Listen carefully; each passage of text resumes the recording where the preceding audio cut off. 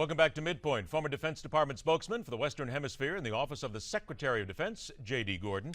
And welcome in now the legal editor for Talkers Magazine, professor at Bentley University and author of the blog Scamicide.com, where he tracks scams and ID theft, Stephen J. Weisman. Gentlemen, thanks again for being here.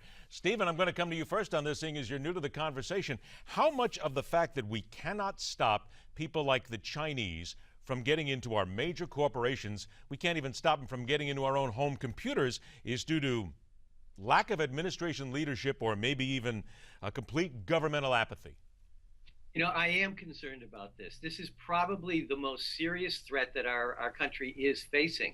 And unfortunately, the government is not doing enough about this. Private industry is not doing enough about this. And there are that we can't just throw our hands up in the air and say there's nothing we can do.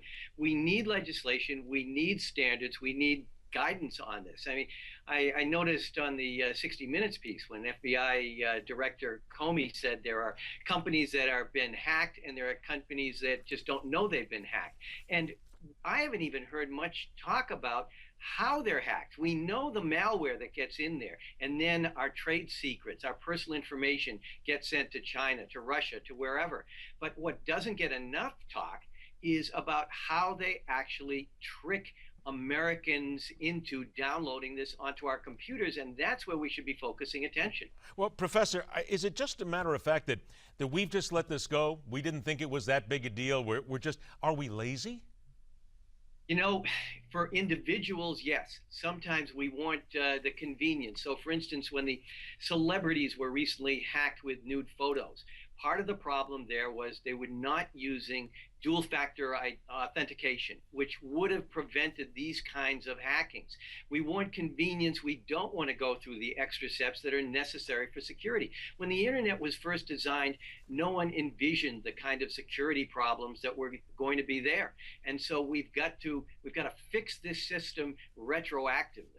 So, Commander, let's go to you now. Let's go forward here. A couple minutes we have left. What must we do right now? Is there anything we could do right now that wouldn't take months or years before we can actually effect some sort of a blockade against this Chinese incursion on the internet?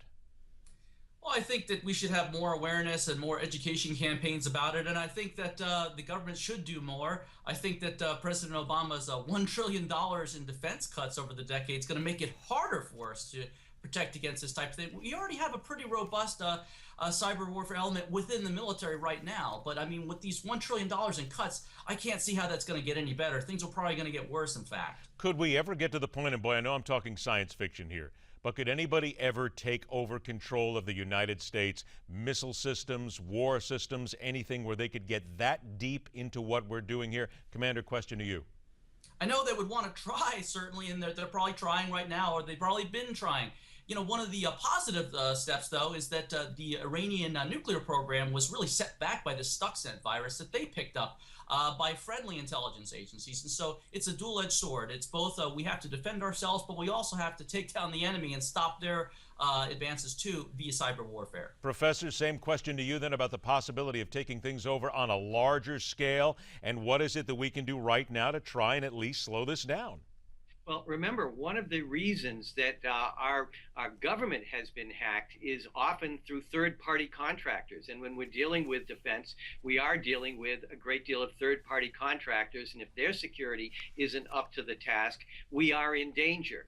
I agree, though, that our cyber warfare within the military, our capabilities are pretty good, and we have used them. But they've got to translate that. They've got to move that into the areas that are the weak links, which are primarily third-party contractors and companies that work in the defense industry, because that's where that weak link is being attacked, and that's where we have to protect ourselves. In other words, all we have to do really is get serious about it and stop fooling ourselves that it's all just going to go away.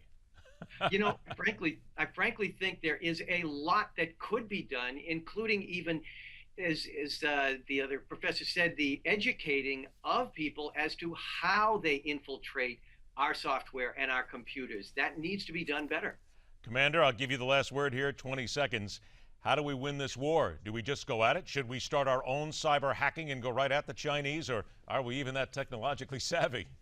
Well, our military has cyber warfare for defense and offense, but I agree with Steve. I think a big part of it's education. And, the Senate Armed Services Committee just had a year-long investigation and saw that 9 different contractor networks were penetrated. So the third-party contractors have to do better. We need the contractors because if you have them all government, then that's big government, and then they become lazy. And so you need the third-party contractors, but they've got to do a better job, too, with their security. Need to hold their feet to the fire and earn their money, I guess. Best way to do it.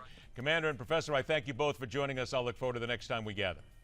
Thanks, Ed. Thank you, gentlemen. Later on this hour, how the Supreme Court's actions this session will affect the states as they seek to make sense of what the top court sends to them. And after the break, why Iran and America may need to make up and play nice in a war against terrorism and specific terrorists. It's next on MidPoint, where every day we question everything.